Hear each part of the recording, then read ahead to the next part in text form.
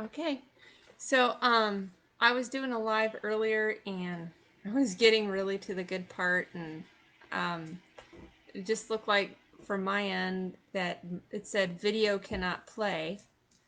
And so it looked like from my end, like the video wasn't playing. I guess it still was because I watched the replay and I was still talking. Yes, honey. And so basically, what I was saying is in Daniel chapter 8, we have this exciting countdown of 2,300 days.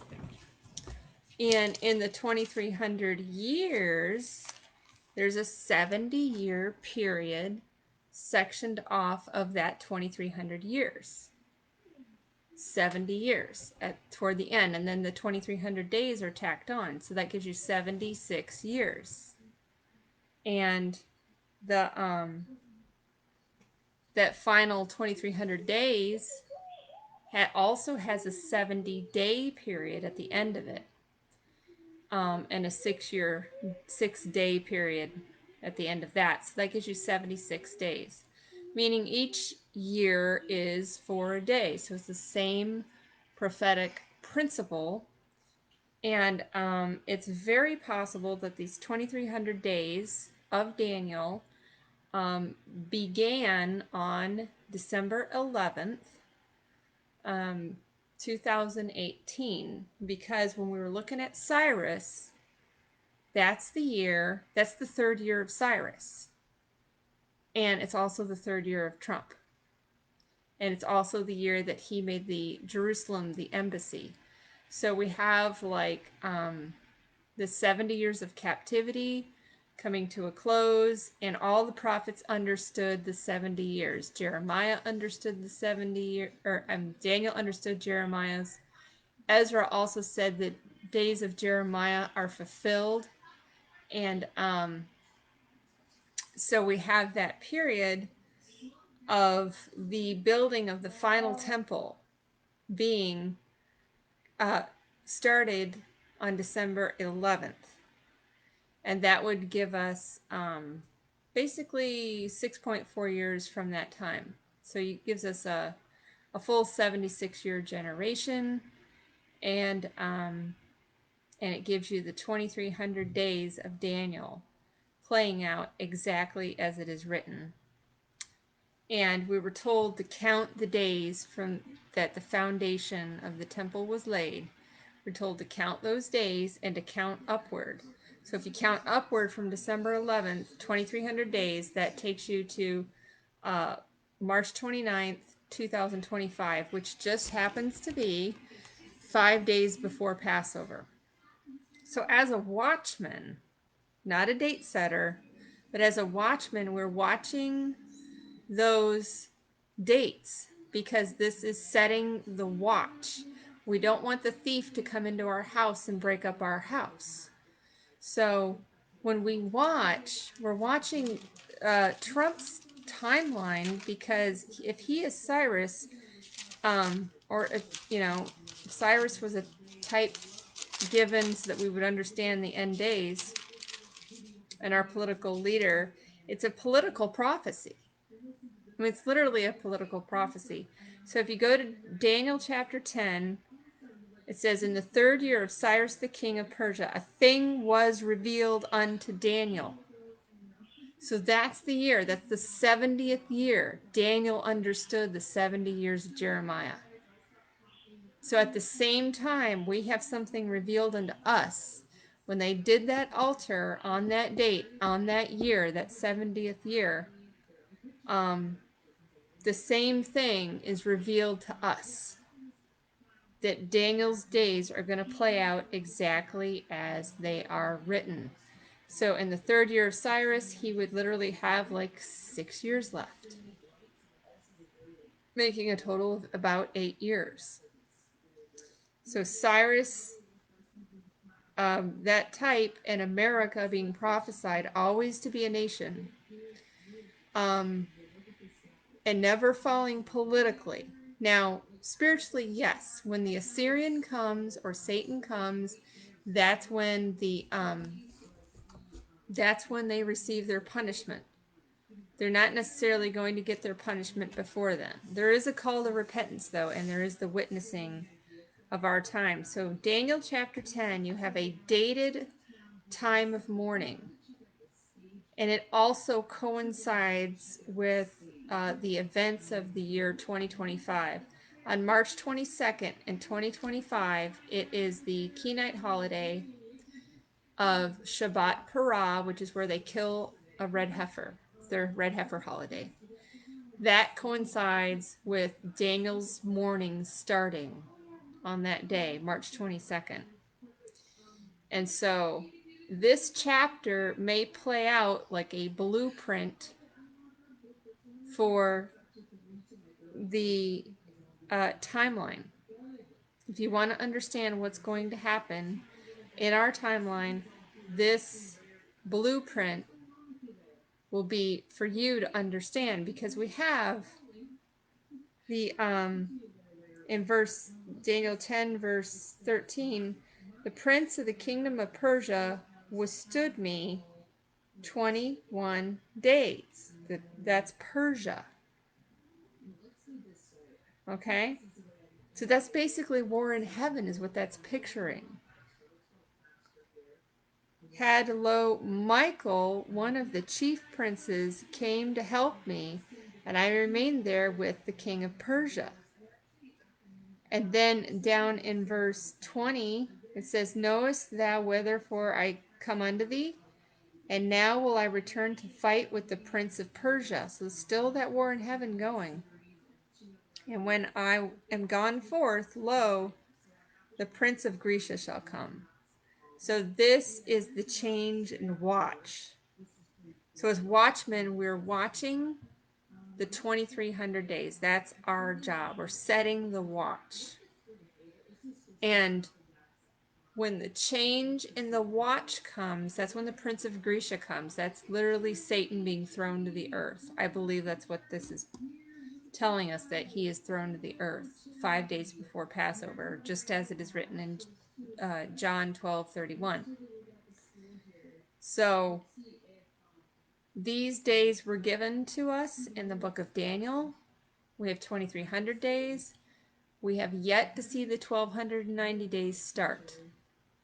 I think it might start next year. Again, it's a watch. It's not a date setting. It's setting the watch, so you don't suffer the thief to come and break up your house.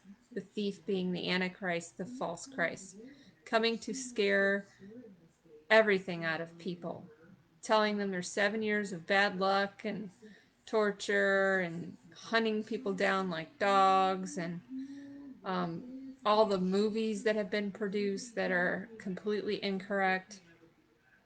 So as watchmen, we need to set the watch. We need to make sure that our vision, our prophecy, your sons and your daughters shall prophesy first before they get those dreams and visions.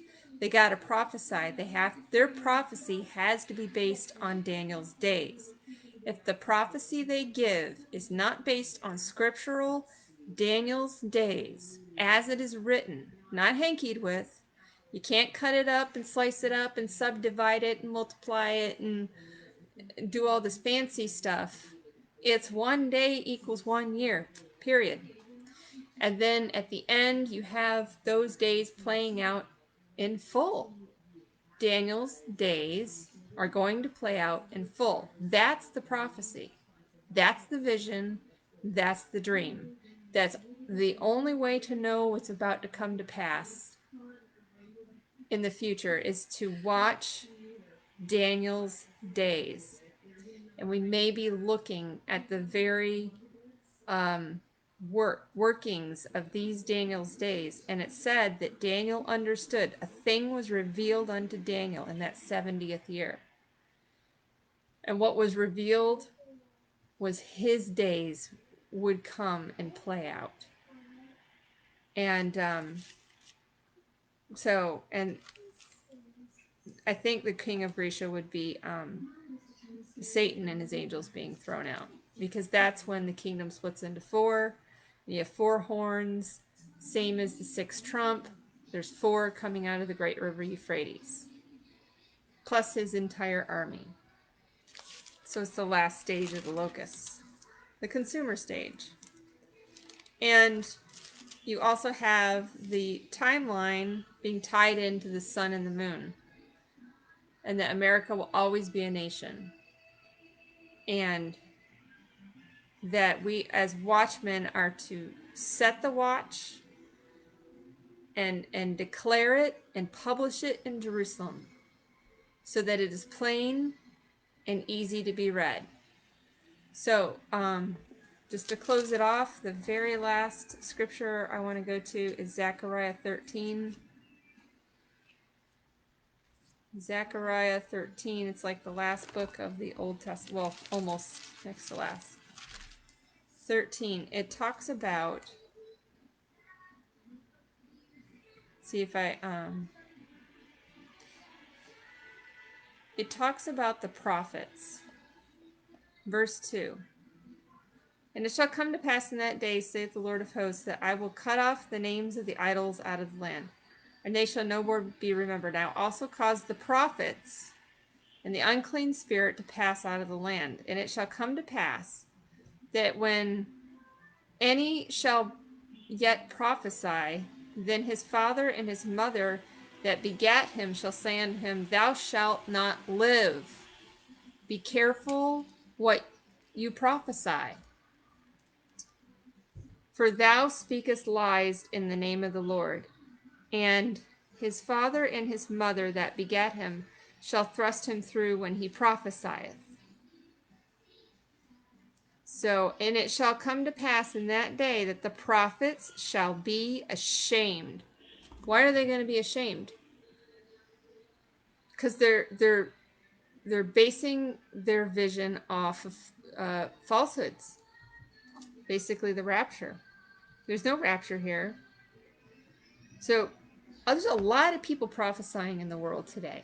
There's a lot of 7 years of bad luck. Too bad, so sad, run, hide, nobody there to protect you. That's what they're prophesying. Think about it. They're prophesying that the 7 years that God is going to abandon his people and not protect them. They're interpreting Revelation 12, they're interpreting that woman as being abandoned. They preach 7 years of abandonment, or at least 3.5 years. Any time period that anybody says God's going to abandon you, you righteous person, I know that's a false prophet. God is not going to abandon you. But that's what they teach. So anybody saying, there's even rapture people teaching that you're only going to be raptured if you believe in the rapture. And then all the rest of them are just going to be left. God's going to abandon them. That is not true. God is not going to lift his protection from the righteous. They are protected 100% of the time. So prophesying that God is not going to protect you, which is the base of the 7-year prophecy, they cut it in half. The first half is peace and safety, and the second half is no peace and no safety for anybody. They literally believe that the woman will not be protected in the last half of the 7 years. That's what they're prophesying. And that's why those prophets that teach that lie are going to be ashamed. Because God is not going to do that. It doesn't even make sense. Every one of his vision, and when he hath prophesied, neither shall they wear a rough garment to deceive. But he shall say, I'm no prophet, I'm an husbandman, for a man taught me to keep cattle from my youth. So he's basically going to say, I'm not a prophet, I'm a farmer. I've always been a farmer. So all the times that you said there's a 7-year tribulation and the woman's not going to be protected for the last half, Satan's going to chase them with a pitchfork. There's going to be no Holy Spirit on the earth. You're physically going to be chased down and murdered. The righteous are going to be murdered. The Bible doesn't say the righteous are going to be murdered. It says the wicked will be murdered. It says the wicked are going to be punished with the rod. If God isn't mad at you, he's not going to punish you, and he's certainly not going to abandon you. The woman in Revelation 12 is protected 100% of the time. So we have no need to fear, and we can watch. As watchmen, what vision are we watching? We're watching what is written in the Bible and carefully watching the words of Jesus Christ. Because if he quotes Daniel 9:27, he's quoting the Septuagint. And it does not say there shall be a peace covenant broken in the middle of 7 years. It doesn't say it. That's a false vision. Jesus didn't quote it. It doesn't exist. It's not on manuscript authority. It is written by somebody out of their own free hand in the first century. So you have to, if you want to know the true vision, you have to read the Septuagint. Jesus said, "Let him who readeth understand." And the words he used are only quoted in the Septuagint. And that 7-year trib crap is not there. He was never given 7 years. The whole vision of 7 years and a peace that starts with a peace treaty is incorrect, bad translation, very bad, changing the subject on you. So I really wasn't going to get into that, Daniel 9:27, but I just wanted to repeat that that we have to follow the vision. Before we have dreams and visions, we have to prophesy what is written. We have to prophesy. We have to set the watch. The watchmen set the watch according to the word. The true prophets do it by the word of God. So anybody that gives you a word, they better be quoting from the word of God. In 1 Kings 13, it says that, hey, Tammy, she says, glad you did. So 1 Kings 13 is where a false altar was built by Jeroboam in Bethel. He built a false altar, and then he told everybody to come and worship these cows that brought them out of Egypt. Now the man of God, unnamed man of God, came to Jeroboam and said, "O altar, altar, this altar is going to be destroyed." Okay? It's an affront to God. It is blasphemy. It's an abomination. The prophet said it's going down. And I'll give you a sign. The sign is when the ashes are poured out, the altar will be broken. So we have some red heifer ashes coming up. And that is our sign of the final timeline of the days of Daniel. That altar will be destroyed probably within a 3.5-year period. So we have to base our vision. We have to set the watch according to the word of God. And the watchman that cries on the wall, this prophet that came to Jeroboam, he was unnamed. The only thing that was said of him is that he came by the word of the Lord. So you can only come by God's word. You can only quote God's word with your visions. It has to be the days of Daniel. They were given to Daniel, and Daniel was made 10 times smarter with these visions. So abandoning God's word, saying that Daniel's days are over, or saying that Daniel's days must be cut up and divided and chopped in half and rearranged, none of that is correct. It's going to happen as exactly as it is written. If it says 1,290 days are going to happen, if it says 2,300 days are going to happen, they're going to happen. They're going to happen exactly as it is written. The prophets of today that want to be the prophets of Joel, that your sons and your daughters shall prophesy, they have to quote the word of God. They have to follow that vision. That's the vision that makes you the prophet. And if you go off another vision and you're going off the 7 years that was not quoted by Jesus Christ, then you have a false vision. And that vision is how the rapture theory is emboldened and strengthened, because people are so afraid of the 7 years of torture, murder, and mayhem, they will do anything to avoid it. And the pastors in the same breath will tell you that God will not protect you. He will. How can anybody say that God won't protect his people? He has proven in the scriptures that he will protect his people. He protected Daniel in the lion's den. He protected Shadrach and Meshach and Abednego, which their real names are Hananiah, Azariah, and Mishael. They were protected in the fire. Heated up 7 times. It felt like a cool day to them. A cool day walk through the park. So, hi, Michael. I'm trying to wrap it up, but I'm kind of shifting subjects as I tend to do. But I just want to focus on that watchman, because I feel so strongly that we need to know what to set the watch to.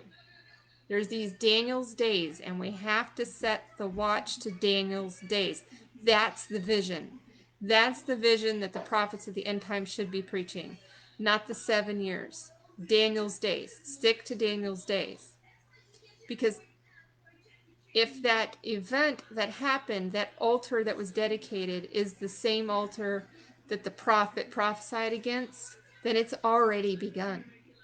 The 2300 days has already begun. We're already in the midst of the 2300 days. And we have another prophecy coming up next year, another timed and dated watch that we can watch. Starting on February 28th, that's the Shabbat Parah, where they may kill the red heifer. It's different every year. So we can watch that date, and we can watch the biblical dates that happen in February and March to see how they align with end time prophecy. There are many biblical dates. Maybe I'll do another study on the biblical dates in February and March that align with end time prophecy to watch for. Because one of the most important ones is the Passover itself, the Hebrew solar Passover. And the second Passover, I believe the meaning of the second Passover, which takes place about a month after the first Passover. So you've got the first one on April 3rd. You got the second one is in May. I don't know the exact date because I don't remember. But that symbolizes the 144,000 coming out of deception. That symbolizes God saving his people. He's saving them. So they may bow down at the first Passover, and the death angel didn't pass over them the first time, at the first Passover. But the second Passover symbolizes the salvation of those who have the seed planted in their head, and when they hear the witness and they start thinking, and God opens their eyes and they come up, and those are the ones that are the virgin bride. They wash their robes clean. And in Revelation 7 and 14, those clean virgins are the bride of Christ. Both man, woman, and child are his bride. And that is the symbolism of the second Passover. When they hear that word, they come out of deception. He just came out of a nap, didn't you, bud? Okay, go play. So that's what the second Passover symbolizes. It's still during the 2.5 month period. And it's important to know that when Jesus was talking about Satan getting cast out 5 days before Passover, that would be the Hebrew solar Passover. And that day actually lines up from the day that they dedicated the false altar, 2300 days to the day. Check it out on dateandtime.com. Put the dates in, December 11th, 2018, add 2300 days. And where does that take you?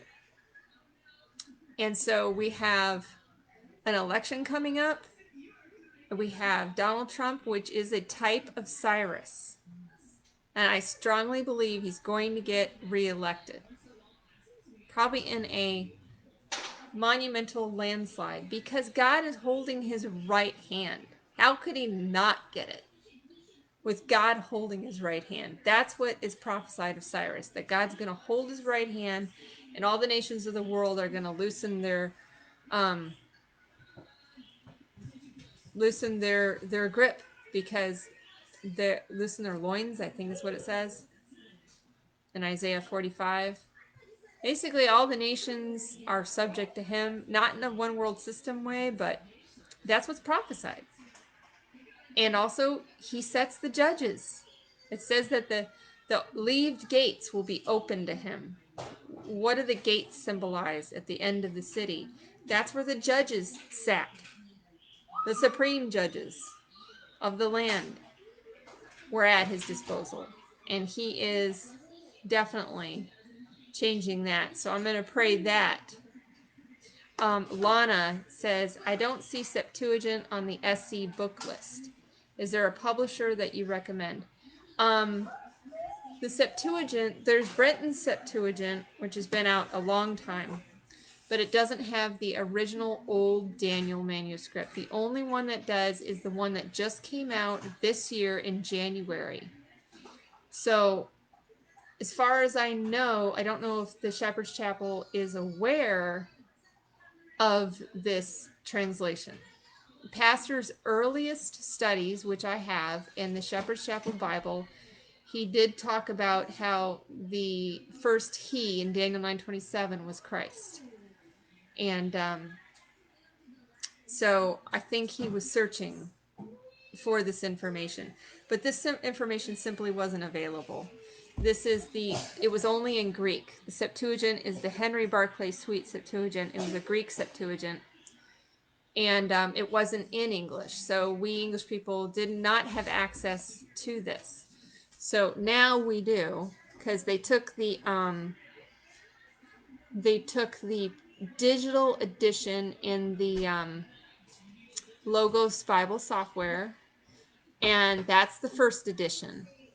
And then they printed it, and this is the second edition with minor changes. Okay, Lexham English Septuagint by Lexham English Press, or Lexham Press, Lexham. And it's on Amazon for like 20 or 30 bucks. And I don't get any kickbacks for promoting them. But maybe the Lord will give me some kickbacks, so we'll pray for that. Yeah, I depend on him. So the Septuagint here, Daniel 9:27 in the digital edition says that there will be, the covenant will be made strong for many over many weeks. And the covenant is the salvation covenant that lasted over this last 2,000 years. You're welcome. And can the dog? Yes, honey. Wait, why are you playing with that? It's not a toy. It's can dog. Uh-huh. It's yours. So, yes, it's mine. So that Septuagint that Jesus quoted was the older version of Daniel. This has the older version of Daniel that Jesus quoted, because when he said there shall be an abomination, desolation standing in the holy place, those words are in this edition. And the 7 periods of 70 weeks, appointed times, it says that there are 7 periods of 70 appointed times. That happens to be 70 weeks. That's 7 sets of 490 years. That's written in the Septuagint. So in other words, there's no gap. There's no 2,000-year gap in the Septuagint. It's actually prophesied from the Exodus all the way till today. Mom, why? Yeah, that's Mom's. It's mine. Why you say so? Yeah. So there's no gap in the Septuagint. It's awesome. There is a editor. Instead of saying 7 periods of 70, like they did in the digital edition, like it is written in the original Greek, the editors of this one, this is the second edition, decided to change that without any authority. They put 77 periods. 77 isn't prophesied anywhere. That's not the same as 7 sets of 70. It's not the same as 70 sets of 7. Both of those are different timelines. 77 years is totally different and not with the subject. I cleaned off them at the crayons. Okay. And the monster no. Okay, you can eat them. Sorry, I got a little one that he was napping earlier. That's why I did the live earlier. And so yeah, you got to watch the editors because they changed 7 periods of 70 appointed weeks, which is 3,400 years, 430 years, to 77 periods, and that it doesn't say periods of 70 or anything. So 77 what? The editors changed the manuscript in this edition, but just as long as you know that, you can think for yourself and look up the digital edition to get the fully translated from the Greek version. I tried to contact Logos and find out why they did that, and nobody wanted to talk to me. So, but I can tell you that there are editors. You know, this is a translation. It's the second translation. And the editors are, their names are Rick Brannon, I believe. The head honcho is Ken Penner, and the managing editor is Rick Brennan, and they have contributing editors, production editors, copy editors. So I went through all those editors, and nobody caught the fact that 77 is not a prophetic timeline given in Daniel. They just threw it in there. I don't know, but we've all got brains. We all can read it for ourselves. So I hope and pray that it is corrected and we can get a digital, a printed edition that's 100% correct. But Jesus did quote it. It does say that there was many weeks the salvation covenant would grow in breadth and length. It's the salvation covenant. It's the word berith in Hebrew. And it's not a peace treaty. A 7-year peace treaty is incorrect prophecy. It's the wrong vision. And it will lead you looking for a peace treaty to start a 7-year period. That's what everybody's looking for. All those prophets that are looking for that. I mean, when Satan gets here, yeah, he's in a way he's going to make a peace treaty with, but by that time he's here, and you've missed the watch. So you can't miss the watch. Don't be looking for a peace treaty. Be looking for Daniel's days to come to pass exactly as they're written. Don't look for a peace treaty. Because when Satan gets here, he's the thief. The thief is already here and you're looking for a peace treaty. Well, it's too late. Because America ain't never going to go into a one world system. You tell me a man named Jacob who wrestled with God all night long is going to suddenly, his progeny, and this nation is the seed line of Jacob, that they are suddenly going to go into a one world system with their enemies, with their sworn lifelong enemies. Esau is an enemy of Jacob. Ishmael is his enemy, always been the war of the brothers. And it's been that way ever since they fought in the womb. Jacob and Esau fought in the womb. And you're telling me they're going to make kumbaya and come together and be a one world system before Satan comes, before any supernatural at all? They're just going to, the man who fought God, fought his brother in the womb, Esau, the bear, is just going to come together and make a one world system without any supernatural influence. I ain't buying it. It isn't written. They come together when the king of Babylon gets here. And he sets it up. He sets up that one world system. It's typified in the book of Jeremiah. When the king of Babylon comes, all the nations fall under him. That's the one world system. That's your type. That's your vision. That's the prophecy. That's what you stick to. You don't change that. Don't change the prophecy to fit the 7-year peace treaty. It doesn't fit.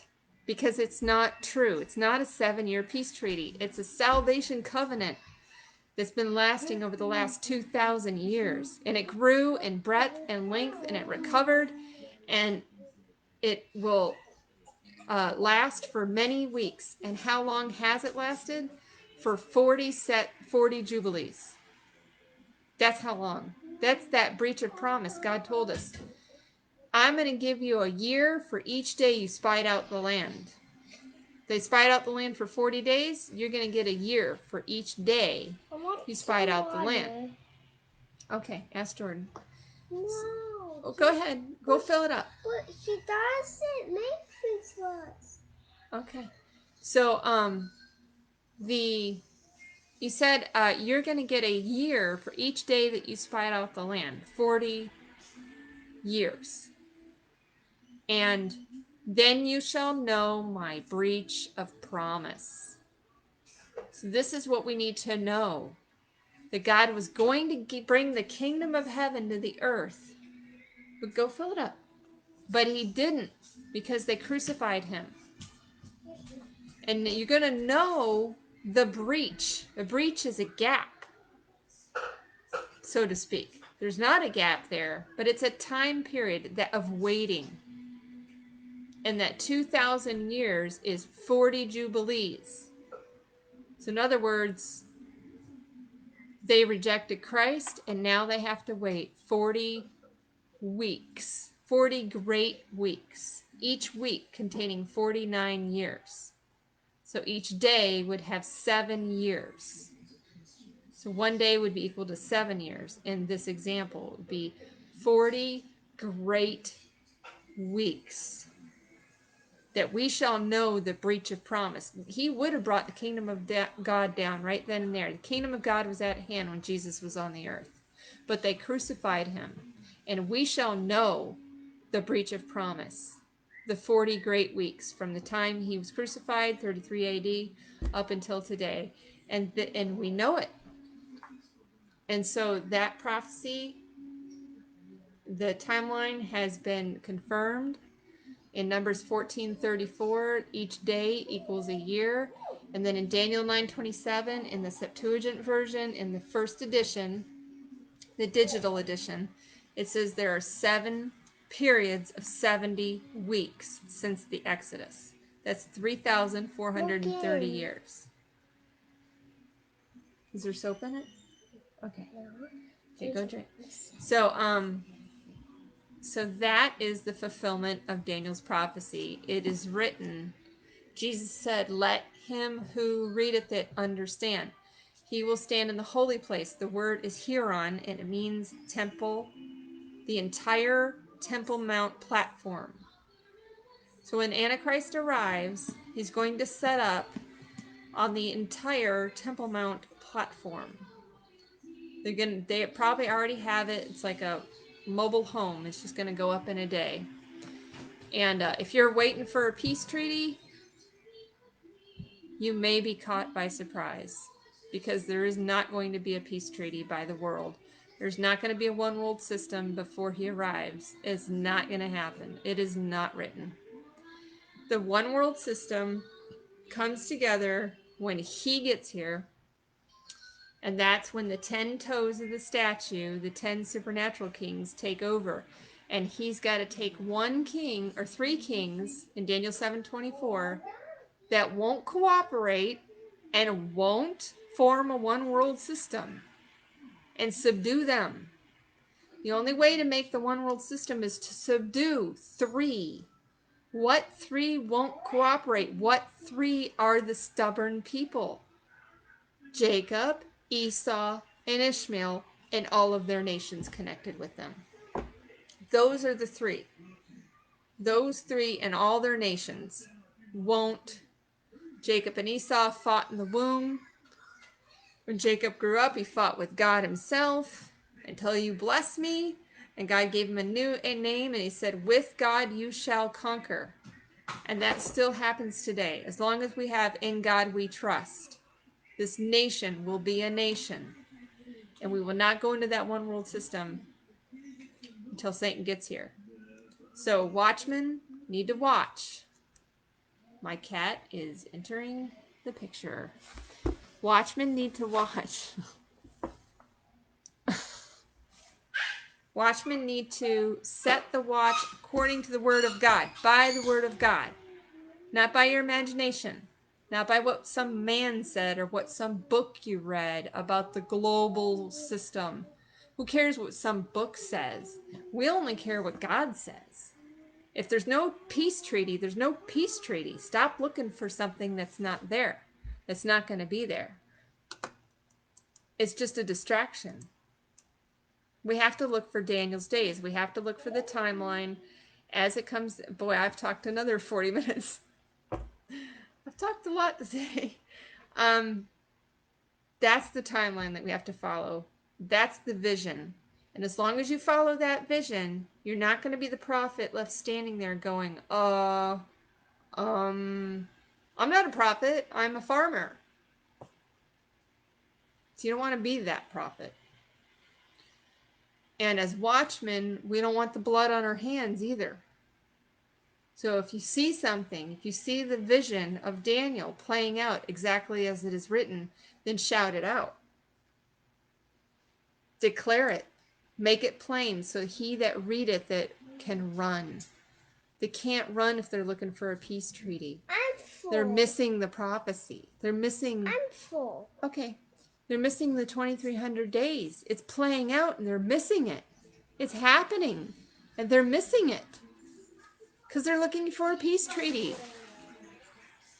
When the red heifer happens, that prophet in 1 Kings 13 said, this altar is going to be destroyed. And here's your sign. When you see the ashes poured out, you know it's going to be destroyed. You know that altar they built? It's going to be destroyed. It wasn't destroyed immediately, was it? They were given a reprieve. So that is the Watchman events. Here. I think he's trying to copy me. That's the Watchman events that are coming to pass. I'm not looking for a peace treaty. I'm looking for the red heifer. Because when that red heifer is killed, that's the ashes that the prophet said, by the word of the Lord, that altar is going down. Not immediately. Not right then and there. They got to commit the crime to do the time. What is the crime? Blasphemy. What is the crime? Removing the cross of Christ that saves you. Covering up his saving arms. Removing it and taking it away from you. That's the crime. They got to do the crime. Then they'll do the time.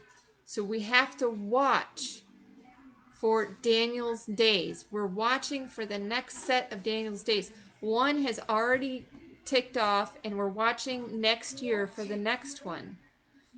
And as that one ticks off, we'll probably see more blasphemy, names of blasphemy written on their forehead. And they're going to succeed in their deception. So that's the vision that we have to follow. And don't forget the vision of Cyrus as well. God stirred him up. God, it's a prophecy. It's a political prophecy. God prophesied that a political leader would come into leadership at the 70 years. That's God's prophecy. That's written. That's written in God's word for you to follow. That's the vision that you're watching. That's the vision that I'm watching. For it is written. And it is exciting because it's coming to pass exactly to the day as it is written in Haggai 2:18. The exact day, the 9th month and the 24th day is December 11th. It's all happening. The vision of God's word is coming to pass. Stop looking for a peace treaty. Stop looking for the rapture, for that matter. I know there are many, many out there that believe in the rapture, and my heart breaks because they're scared to death of the tribulation. They've been told God's going to leave them to bleed on the street and suffer for 7 years. That's what they're told. God is going to leave you. That's what the prophets of today are teaching. based on the 7-year tribulation, that in the last half, 3.5 or whatever, they're preaching that God's going to leave you bleeding on the side of the street. Who wouldn't want to get out of that? But that's not a true prophecy. That's not the vision. And those prophets teaching that are going to be in big trouble for saying God purposely left his people on the side of the road bleeding to death. Gee, hope they found salvation. Doesn't sound like God to me. So we need to be diligent, stick to his word. And if Jesus Christ quotes an Old Testament scripture, that is like gold to us. We're to hang on to that like it's gold because it's the words of Jesus Christ. I was asked earlier where I came up with the idea that the Septuagint is superior, and I said they wanted to know who was teaching me that. Well, in a way, it was Pastor Murray because he got me started on it. Because I've heard Pastor quote the Septuagint many times, like Noah's flood. He always said it's one solar year. It's what written in the Septuagint. And I was like, what? Huh? What? What Septuagint is that? It's the Alexandrian Septuagint. It happens to be in here. It's one solar year. In the King James, it's not. It's over. It's 10 days over. It's the wrong timeline. And then in Genesis chapter 6, he says, the angels came down and cohabitated with the women of the earth. That's against God's law. Where is that written? Not in the King James. Alexandrian Septuagint manuscript. It's written in here. And it's specifically the Alexandrian, which this one. So if I flip to Genesis 6, you're going to hear about the angels cohabitating. You won't hear that in the King James Version. And Noah lived 500 years, and Noah fathered 3 sons, Shem, Ham, Japheth. And it happened when humans began to become numerous upon the earth, and they had daughters, the angels of God, having seen the daughters of humans that they were beautiful, took them for themselves women from all whom they picked out. Alexandrian Greek manuscript held in the British Museum in London has the manuscript. It says angels of God. It is the only one that is correct. Pastor Murray said it. He got me started on it. But as far as Daniel 9:27 goes, Jesus Christ got me started on it because in Matthew 24, verse 15, he quoted this. He said that the abomination of desolation is coming on the holy place. This is what he quoted. So that is gold. Why wouldn't you follow that vision? That's the one I'm tracking down like a hound dog. I want to know, where is that written? And it took me a while to find it in my Bible software program. I kept searching for the holy place, the holy place, the holy place. Nothing, nothing, nothing, nothing, nothing, nothing, nothing, nothing, nothing. Every single translation, nothing. And then the Septuagint popped up and I'm like, oh, what does that say? Boom, holy place. That's where it's written. Totally different prophecy. It changes everything about Daniel, the 7 years. It is completely a different vision. Different vision. And it makes everything in Daniel, all the days of Daniel now make sense to me. I always wondered why the 2300 days was 6 years. Because 6 years is not the same as 7 years. They're not equal.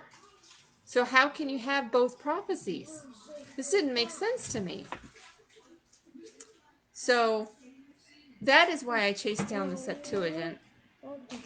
And I will publish it. And I will shout it from the rooftops. And I will declare it in Zion. And I will set up the standard. And I will continue to repeat it. I will continue to explain it. I will continue to reference it.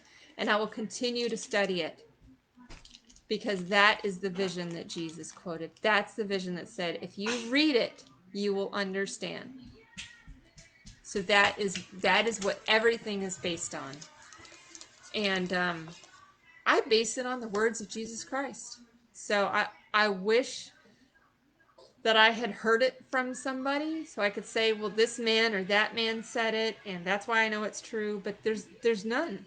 There's only Jesus Christ, His words, and it's time that the vision be written, that he may run who readeth it. And that's written in Habakkuk, that he may run who readeth it. You got to write it, make it plain. Sixth trump, Satan's arrival. Seventh trump, Christ's arrival. That's pretty plain. And Pastor always did that. Six comes before seven, and seven comes after six. It's as plain as it can be. And as watchmen, that's what we shout out. So I hope you guys enjoyed that. I guess this is just like 2 whole studies. I don't know. I'm going to retitle it maybe. I don't know. But I really enjoyed it. I hope you all enjoyed it. Have a great day, and I hope you enjoy watching 2 hours of Bible study. Why not? If you want to. I was almost said like and subscribe. That's YouTube. Comment below on my page. If this is shared elsewhere, I'm not going to see it most likely because there's a lot of private pages sharing my videos that I don't see. So I don't know if there's some smack talk out there. Who knows? Hopefully it's all good. But I don't care if there's smack talk. If you got smack to say to me, just say it to my face. I'm not afraid. Say it to my face. Tell me why I shouldn't study the Septuagint. Tell me why the words of Jesus Christ don't matter. Tell me why I need to follow a false vision. Tell me. We'll just hash this out. We'll all work it out together. Love you guys. Comment below on my page or on YouTube, and we shall talk about it. Yes, I enjoyed. Thank you, Lana says. Oh, I'll find it in a minute. All right, you guys have a great day. Bye.